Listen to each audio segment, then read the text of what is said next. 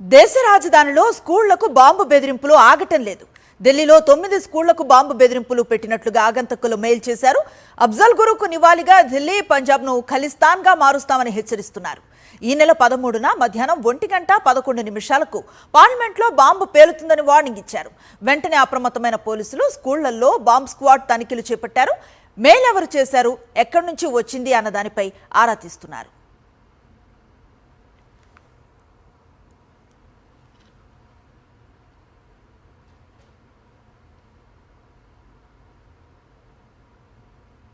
దేశ రాజధానిలో స్కూళ్లకు బాంబు బెదిరింపులు ఆగటం లేదు.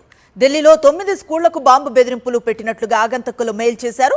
అఫ్జల్ గురుకు నివాళిగా ఢిల్లీ, పంజాబ్ను ఖలిస్తాన్గా మారుస్తామని హెచ్చరిస్తున్నారు. ఈ నెల 13న మధ్యాహ్నం 1:11 పార్లమెంట్లో బాంబు పేలుతుందని వార్నింగ్ ఇచ్చారు.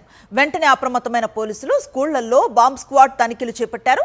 మెయిల్ ఎవరు చేశారు, ఎక్కడి నుంచి వచ్చింది అన్న దానిపై ఆరా తీస్తున్నారు.